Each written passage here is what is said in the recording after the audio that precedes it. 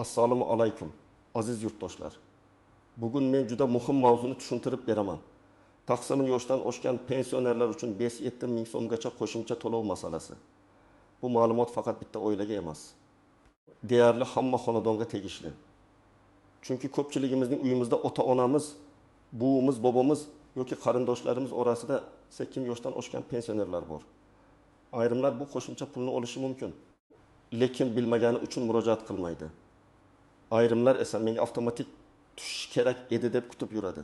Shuning uchun bugungi videoni oxirigacha ko'ring. Hozirning o'zida kanalga obuna bo'ling, like bosib qo'ying. Chunki bunday ma'lumotlar ko'p oilalarning puliga, huquqiga va ijtimoiy himoyasiga bevosita ta'sir qiladi. Men eng avvalo masalaning ildizini oddiy qilib tushuntiraman. Pensiya olayotgan odam tum yoshga kirgandan keyin uning hayotidagi ehtiyojlar keskin o'zgaradi. 6 yoki 65 yoshdagi pensioner bilan 7 yoshdan oshgan pensionerning holati bir xil emas. Bu yoshda odam ko'proq dori-darmonga muhtoj bo'ladi. Shifokorga tez-tez boradi. Ba'zida mustaqil yura olmaydi. Kommunal to'lovlar, oziq-ovqat, parvarish xarajatlari ham oila zimmasiga og'irroq tushadi.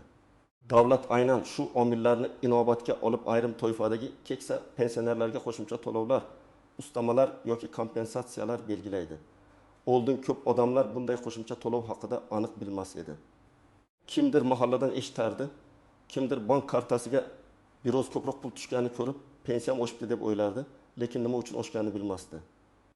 Yana kimdir taban yoshga kirgan otasi yoki onasi uchun qanday qo'shimcha huquqlar borligini umuman surishtirmasdi.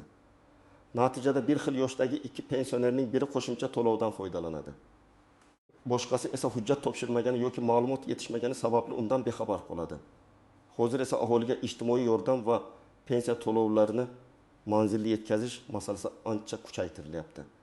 Pensiya jamg'armasi, mahalla, ijtimoiy himoya organlari, bank va davlat xizmatlari tizimi orqali ma'lum aniqlashtirilmoqda. Lekin men tajribamdan aytaman, tizim qanchalik raqamlashtirilmasin, fuqaroning o'zi ham faol bo'lishi kerak.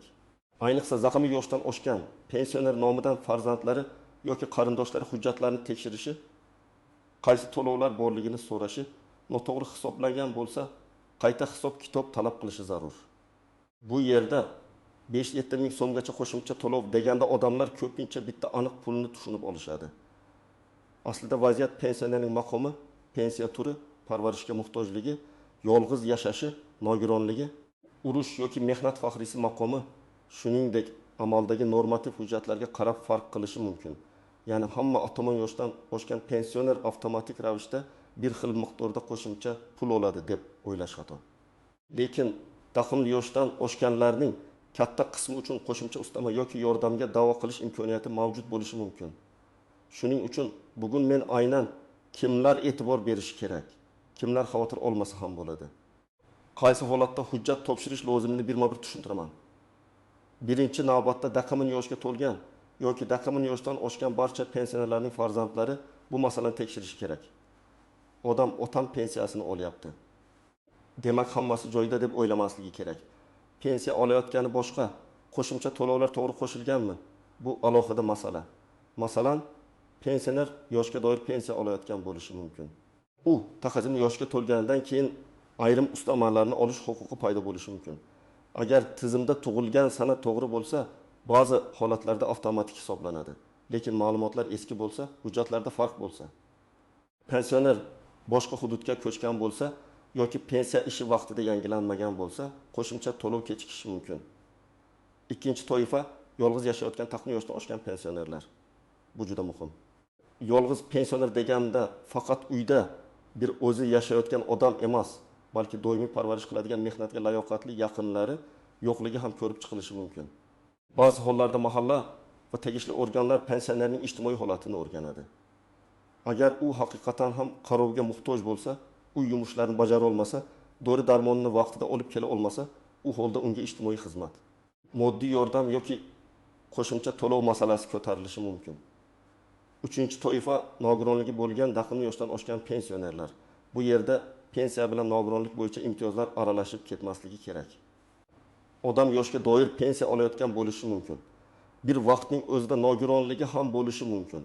Bunday vaziyatda qaysi to'lov asosiy, qaysi biri ustama, qaysi biri kompensatsiya sifatida berilishi aniq hisob-kitob qilinadi. Men ko'p hollarda shuni ko'raman. Oilalar nogironlik pensiyasi bor, boshqa narsa berilmaydi deb o'ylab qoladi. Bu doim ham to'g'ri emas. Har bir holatda pensiya jamg'armasi bo'limiga murojaat qilib, aynan taqdimiy yoshdan oshgani uchun qaysi qo'shimcha to'lovlar belgilanishi mumkinligini yozma yoki elektron tarzda so'rash kerak. 4-toifa parvarishga muhtoj pensionerlar, taqdimiy yoshdan oshganlarning hammasi ham yotib qolgan emas. Kimdir hali ham o'zi yuradi, bozorga chiqadi, hujjatlarni o'zi qiladi. Kimdir esa bir xonadan ikkinchi xonaga ham yordam bilan o'tadi. Agar pensioner doimiy parvarishga muhtoj bo'lsa, bu holat tibbiy hujjatlar bilan tasdiqlanishi kerak. Shifokorning xulosasi, poliklinika ma'lumotnomasi, tibbiy ko'rik natijalari, nogironlik guruhi haqidagi hujjatlar bunday masalada katta ahamiyatga ega.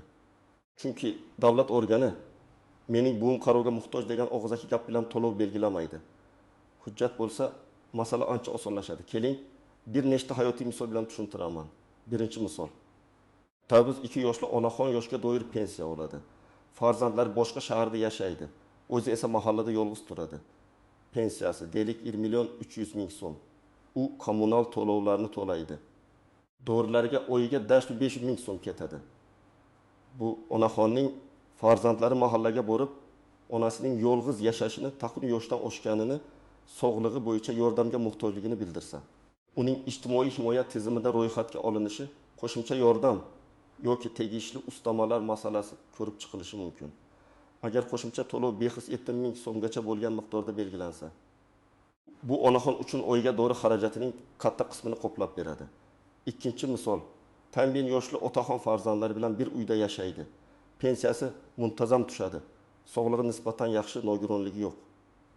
Parvarishga muhtojligi haqida tibbiy xulosa yo'q. Bunday holatda oila tagan yoshdan oshdi. Demak, albatta 570.000 so'm qo'shimcha olish kerak deb qat'iy o'ylamasligi kerak. Bu yerda qo'shimcha to'lovning turi va sharti muhim. Agar aynan yoshga bog'liq ustama avtomatik belgilanishi kerak bo'lsa, pensiya varaqasida ko'rinadi. Agar u parvarish yoki yolg'izlik mezoniga bog'liq bo'lsa, farzandlari borligi, birga yashashi, qarovchi mavjudligi hisobga olinadi. Uchinchi misol, tam 6 yoshli pensioner I guruh nogironi. U yura olmaydi, doimiy qarovga muhtoj. Pensiyasi bor, lekin parvarish xarajati juda katta. Pampers, dori, ukol, shifokorga qatnash, maxsus oziq-ovqat. Bunday oilada behis 70.000 so'mgacha qo'shimcha to'lov masalasi juda dolzarb. Bu yerda farzandlar birinchi navbatda tibbiy hujjatlarni tartibga keltirishi kerak. Nogironlik bo'yicha ma'lumotnoma, parvarishga muhtojlik haqida xulosa. Pasport yoki ID karta, pensiya guvohnomasi, bank kartasi ma'lumotlari tayyor bo'lishi kerak. Keyin pensiya jamg'armasi yoki ijtimoiy himoya organlariga murojaat qilinadi. 4-misol. Takalvin yoshga to'lgan pensionerning tug'ilgan sanasi hujjatlarda turlicha ko'rsatilgan. Pasportda bir sana, eski pensiya hujjatida boshqa sana, mehnat daftarchasida yana boshqacha. Bunday holatda to'lov kechikishi yoki umuman hisoblanmasligi mumkin. Chunki tizim biror sanani asos qilib oladi. Agar noto'g'ri sana turgan bo'lsa, odam taqdimiy yoshga to'lgan bo'lsa ham, ba'zida hali to'lmagandek ko'rinishi mumkin. Shuning uchun hujjatlarni tekshirish juda muhim. Avvallari ko'plab pensiya masalalari qog'oz hujjatlar orqali yuritilgan. Pensionerning ish tuman bo'limida saqlangan. O'zgarish bo'lsa, odamning o'zi borib ariza yozgan. Hozir esa ko'p ma'lumotlar elektron tizimga o'tkazilgan. Bu yaxshi, chunki inson omili kamayadi, ko'p narsa avtomatik aniqlanadi. Lekin elektron tizimga noto'g'ri yoki to'liq bo'lmagan ma'lumot kiritilgan bo'lsa, xatolik ham avtomatik davom etadi. Masalan, pensionerning yashash manzili yangilanmagan bo'lsa, u boshqa tumanga ko'chgan bo'lsa, bank kartasi o'zgargan bo'lsa, telefon raqami eski bo'lsa, xabarnoma yetib bormasligi mumkin. Odamlar yana bir narsada adashadi. Qo'shimcha to'lov deganda hamma narsa bir xil deb o'ylaydi. Aslida qo'shimcha to'lovning bir necha ko'rinishi bo'lishi mumkin. Birinchisi pensiyaga ustama. Bu pensiyaning o'ziga qo'shilib har oy tushadi. Ikkinchisi kompensatsiya yoki moddiy yordam. Bu alohida tartibda berilishi mumkin. Uchinchisi parvarish bilan bog'liq to'lov. Bu pensionerning o'ziga yoki uni parvarish qilayotgan shaxsga bog'liq bo'lishi mumkin. 4-si mahalla orqali berilgan bir martalik yoki davriy yordam. Shuning uchun bank kartaga tushgan pulni ko'rib, mana shu 70.000 deb xulosa qilishdan oldin to'lov nomini aniqlash kerak. Men tavsiya qiladigan eng oddiy usul pensionerning oxirgi 3 oylik pensiya tushumlarini tekshiring. Bank ilovasidan yoki bankdan ma'lumotnoma oling. Har oy qancha tushganini ko'ring. Agar pensiya birdan oshgan bo'lsa, nima hisobiga oshganini pensiya jamg'armasidan so'rang. Agar taqdim yoshga to'lgandan keyin hech qanday o'zgarish bo'lmagan bo'lsa, bu ham tekshirish uchun signal. Albatta, har doim ham o'zgarish bo'lishi shart emas, lekin tekshirmasdan turib bilib bo'lmaydi. Endi eng muhim nozik jihatlarga o'tamiz. Birinchi nozik jihat. Qo'shimcha to'lov hamma uchun bir xil va avtomatik bo'lmasligi mumkin. Ayrim ustamalar avtomatik, ayrimlar arza asosida, ayrimlar esa komissiya xulosasi yoki tibbiy hujjat asosida belgilanadi. Shu sababli qo'shnim oldi, nega men olmadim degan savolga javob har doim ham oddiy emas. Qo'shningiz yolg'iz yashashi mumkin, siz esa farzandingiz bilan yashaysiz. Qo'shningiz nogironlik guruhiga ega bo'lishi mumkin. Sizda bunday hujjat yo'q. Qo'shningizning pensiya turi boshqacha bo'lishi mumkin. Ikkinchi nozik jihat yosh sanasi. Ta'min yoshga to'lgan kun bilan to'lov boshlangan oy masalasi alohida hisoblanadi. Ba'zan to'lov keyingi oydan qo'shiladi. Ba'zan ariza berilgan sanadan keyin hisoblanadi. Ba'zan esa huquq paydo bo'lgan kundan qayta hisob-kitob qilish masalasi ko'riladi. Bu to'lov turiga bog'liq. Shuning uchun taqdim yoshga to'lgan zahoti hujjatlarni tekshirish kerak. 1 yil o'tib ketdi. Endi borsak bo'ladimi deb so'raydiganlar ko'p. Borish kerak. Kech bo'lsa ham borish kerak. Agar haqiqatan huquq bo'lgan lekin hisoblanmagan bo'lsa, qayta hisob-kitob masalasi ko'tarilishi mumkin. Uchinchi nozik jihat ishonchnoma. 90 yoshdan oshgan pensionerning o'zi idoraga bora olmasligi mumkin. Bunday holatda farzandi yoki boshqa vakil uning nomidan ish yuritishi uchun notarial ishonchnoma kerak bo'lishi mumkin.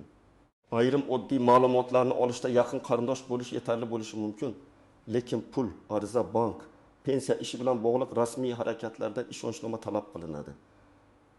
Agar pensionerning ahvoli og'ir bo'lsa, notariusni uyga chaqirish imkoniyatini ham surishtiring. 4-nozik jihat bank karta va hisob raqami. Ba'zi pensionerlar pensiyani naqd oladi, ba'zilari bank kartaga oladi. Karta muddati tugagan, bloklangan yoki boshqa bankka o'tkazilgan bo'lsa, qo'shimcha to'lov tushishi kechikishi mumkin. Shuning uchun to'lov belgilangandan keyin ham pul tushmasa, birinchi bo'lib bank hisobini tekshirish kerak. Pensiya jamg'armasi to'lov yuborilgan deydi. Bank esa karta muammosi sabab ushlab turishi mumkin. Bunday vaziyatda odam ikki idora orasida sarson bo'lmasligi uchun to'lovning qaysi bosqichda turganini aniq so'rashi lozim. 5-nozik jihat yashash manzili va ro'yxat. Pensioner bir tumanda ro'yxatda, boshqa tumanda yashashi mumkin. Mahalla bir joyda, pensiya ishi boshqa joyda bo'lishi mumkin. Bu ayniqsa farzandlari bilan ko'chib ketgan keksalarda ko'p uchraydi. Masalan, onaxon Qashqadaryoda ro'yxatda, lekin Toshkentda qizining uyida yashayapti. Unga parvarish, ijtimoiy yordam yoki mahalla orqali ko'mak masalasi ko'tarilganda qaysi hudud organi ko'rib chiqishi kerakligi savol bo'ladi. Bunday holatda ro'yxatni, vaqtincha yashash joyini va pensiya ishini tartibga solish kerak. 6-nozik jihat. Moddiy yordam bilan pensiya ustamasini aralashtirmang. Mahalla orqali bir martalik yordam berilsa, odam men endi har oy bexazar 7 ming olaman deb o'ylab qolishi mumkin.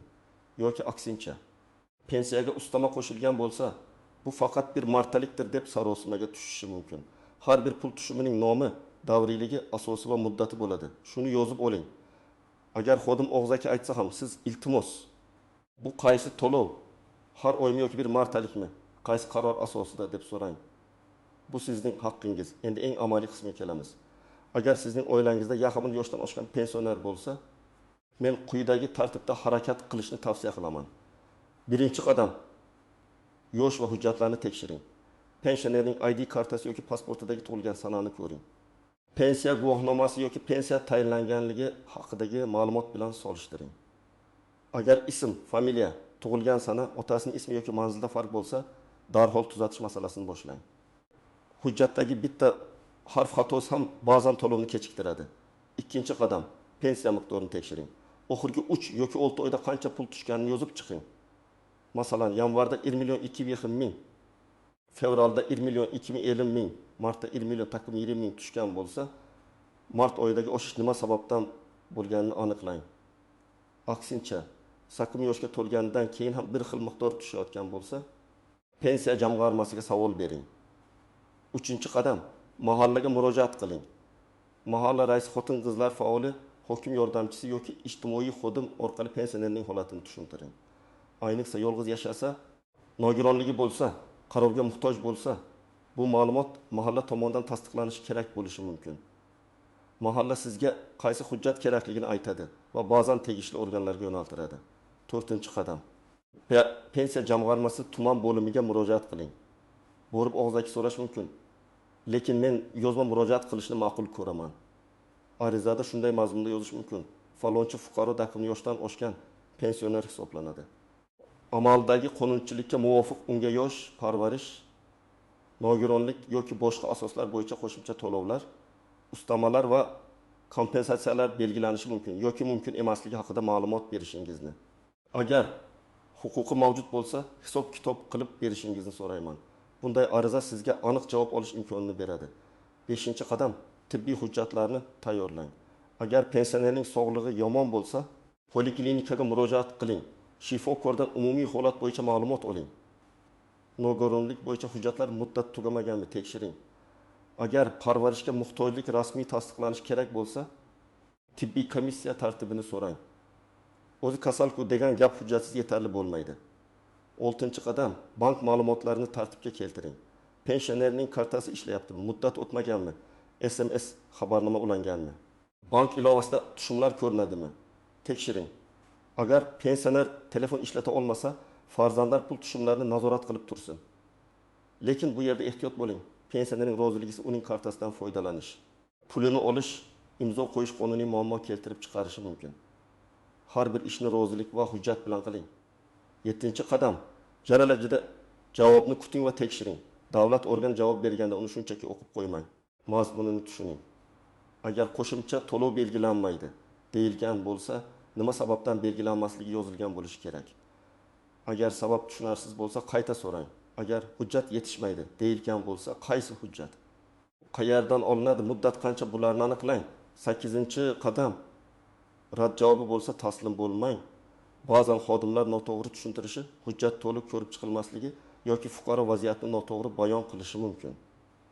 Agar siz pensionerning huquqi bor deb hisoblasangiz, yuqori turuvchi pensiya jamg'armasi boshqarmasiga, ijtimoiy himoya organlariga yoki davlat xizmatlari orqali murojaat qiling.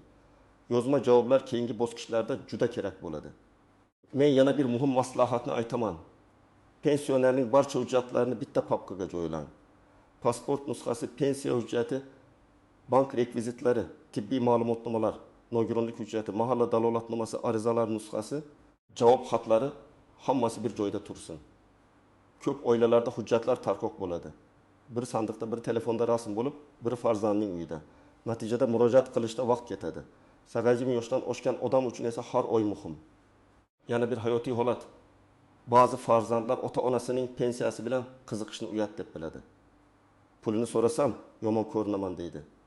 Men buni pulga qiziqish deb emas, huquqni himoya qilish deb bilaman. Siz ota-onangizning pensiyasini tortib olayotganingiz yo'q. Aksincha, davlat tomonidan belgilangan haqiqiy to'lovlar to'liq tushyaptimi? Shuni tekshiryapsiz. Keksa odam ko'pincha idoraga bora olmaydi. Telefon qilib tushuntira olmaydi. Elektron xizmatlardan foydalana olmaydi. Farzandning vazifasi ana shu joyda boshlanadi.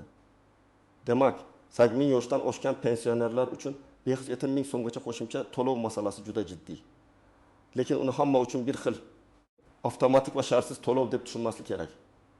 Pensionerning yoshi, pensiya turi, yolg'iz yashashi, parvarishga muhtojligi, nogironligi, hujjatlari va yashash manzili alohida ahamiyatga ega. Eng to'g'ri yo'l hujjatlarni tekshirish, pensiya tushumlarini solishtirish, mahalla va pensiya jamg'armasiga rasmiy murojaat qilish. Agar sizning oilangizda aqalli yoshdan oshgan pensioner bo'lsa, bu ishni bugunoq boshlang. Hujjatlarni ko'ring, oxirgi oylardagi tushumlarni tekshiring. Kerak bo'lsa ariza yozing. Bir oy kechiksangiz ham bu keksalarimiz uchun to'g'ri. Oziq-ovqat yoki parvarish puli kechikdi degani bo'lishi mumkin. Sizning hududingizda 8 yoshdan oshgan pensionerlarga qo'shimcha to'lov qanday tushyapti? Kimdir 5-7 ming so'mgacha qo'shimcha olganmi? Kimdir rad javobi olganmi? Tajribangizni izohlarda yozib qoldiring, boshqalarga ham foydasi tegadi. Video foydali bo'lgan bo'lsa, like bosing, kanalga obuna bo'ling va yaqinlaringizga yuboring. Chunki bitta yuborilgan video bir pensionerning o'z haqqini olishiga sabab bo'lishi mumkin.